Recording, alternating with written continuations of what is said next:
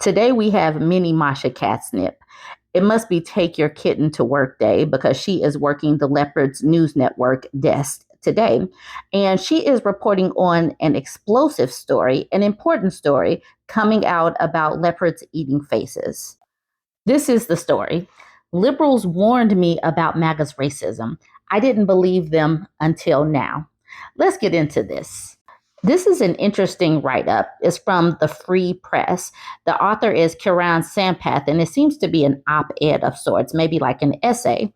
She says, my grandfather voted for Trump 3 times. Now, part of that movement is calling immigrants like him filthy.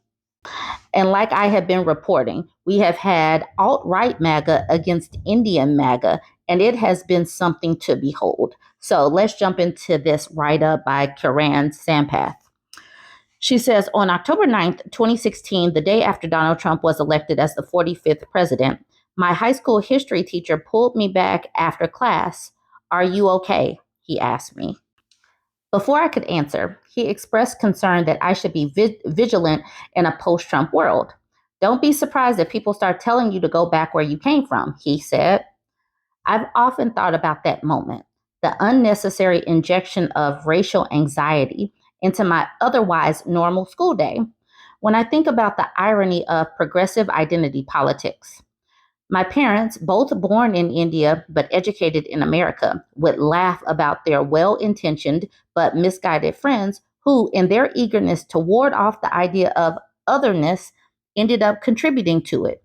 So it sounds like other minorities were trying to bring the Indians up on game, but they just laughed it off. Growing up, I was quick to challenge the careless usage of terms like racist and xenophobic as lazy ways to shut down legitimate debate. She says careless usage of racist and xenophobic. So people couldn't just be talking about their lived experiences. It was careless usage.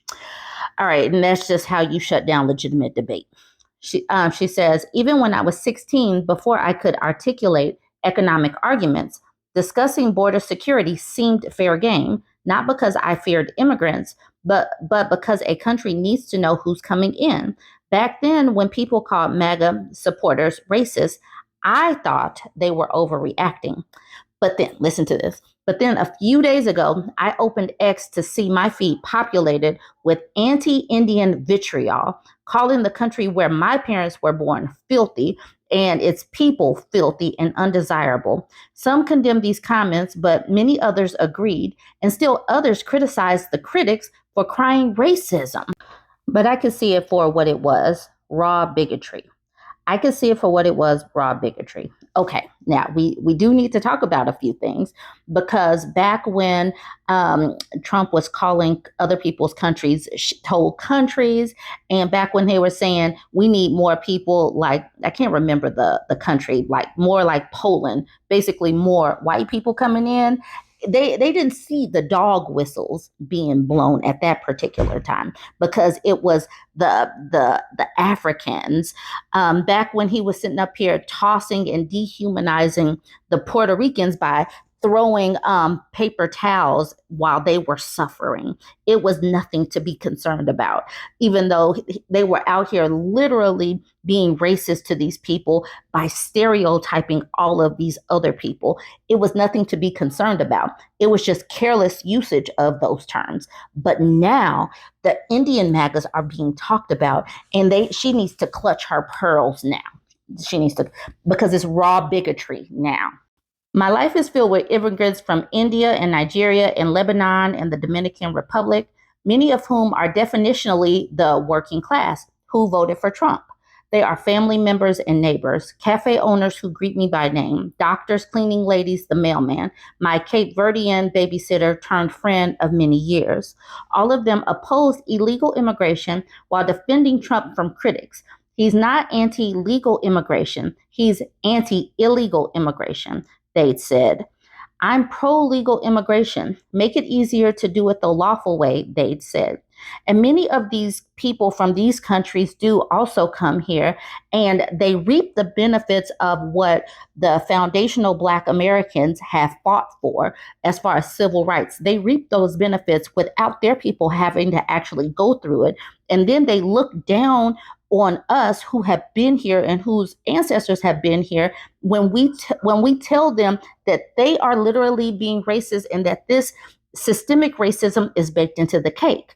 They talk about us and they're saying, what did she just say? It's just, people are just using these words just wrong. I'm sorry for all of the interjection, but as I read this earlier, it literally just jumped out like now they're talking about me, the soft bigotry of this woman. Okay, she says, but now we must all reckon with an ugly part of the MAGA agenda they did not realize existed. Now we must all reckon with it. Okay. While the H-1B visa is derided by critics as conferring a mere guest worker status, for many young people I know, the visa represents their golden ticket to join a country they deeply believe in. I personally know dozens of people on F-1 student visas and H-1Bs, former college classmates from Colombia, Denmark, Pakistan, China, and India, now working 60-hour weeks in tech and finance. I watch as those on F1s anxiously play the H1B lottery and pray of winning. These friends are Eagles fans and Mets fans. They argue over American politics. They road trip across the Rocky Mountains, and they're among the most patriotic people I know. The most passionate defender of American justice I've ever met is my friend Mira, 25, who grew up in Singapore. She grew up in Singapore and her parents are from Pakistan. After spending a year working on a visa, she enrolled in law school, driven by the dream of becoming a judge. She speaks about American law and our presumption of innocence, the way others describe a beautiful painting. Immigrants and foreigners also serve as America's sharpest cultural critics because they have experienced a frightening alternative. Countries ravaged by bureaucracy, communism, poverty, and sectarian violence. They see the patterns. They know what's at stake. But when concerns about visas turn into comments about replacement of American people, immigrants know that our culture has crossed a bright line. This shift confirms what liberals have long suspected and my history teacher warned about, that beneath the MAGA movement lurks a deeper anxiety about foreigners and immigrants themselves. And so, if Trump's win is a revolutionary moment for MAGA, the people who voted for the revolution need to define which MAGA they believe in. Does making America great again revive the ideals of this country or the grievances of a group of native-born Americans? If MAGA chooses the latter, those on the left who were dismissed as hysterical for crying racism will be vindicated in the worst way. My grandfather came to America in 1973. He was trained as a surgeon in India, but uprooted his life and re-educated himself in this country after he was recruited by New York Infirmary Hospital to help fill a shortage of doctors and nurses. Now 84, he's a three-time Trump voter who believes bureaucracy unalived the practice of medicine and that small businesses are being crushed by regulation. He thinks immigration should be controlled to keep our system functioning. Keep your customs, he often says when speaking about immigrants, but pick up American ones too. She says, yesterday I sat with him and his neighbor, Maria, who immigrated from Peru, and tried to explain the MAGA fracture I was seeing online. But then I stopped, thinking of the two photos framed above the piano in his house. They showed my grandfather shaking hands with two presidents, Bill Clinton and Donald Trump, during the New York campaign events he attended in the 90s. He's proud of both photos, proud to be a Hindu and an Indian, and prouder to be an American, someone who achieved the American dream. I didn't want to fracture that pride with the news of an ugly turn in our country's politics.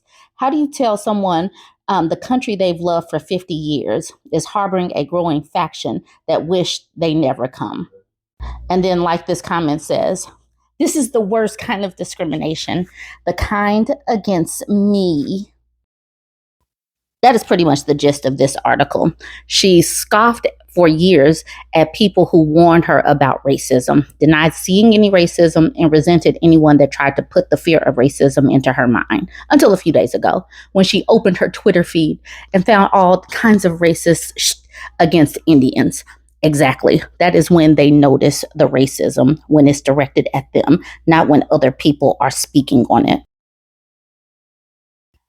And then I just wanted to speak on this. David says the article reads that she is a racist, but didn't like racism about her race. That is a core MAGA belief.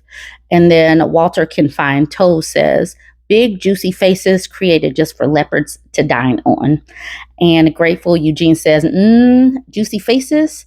And this person at the bottom, I'm getting concerned for the leopards now. Eating this many faces cannot be healthy. They're bound to start becoming obese. And that's precisely where I am. People warned these folks. They thought that American Black folks were just, crying wolf and over exaggerating and everything. And now that they are experiencing it themselves, they're clutching their pearls and they're wondering why folks are not running to their aid. Well, now you can pull up your own bootstraps, Indian MAGA, deal with it. And y'all, go ahead and like,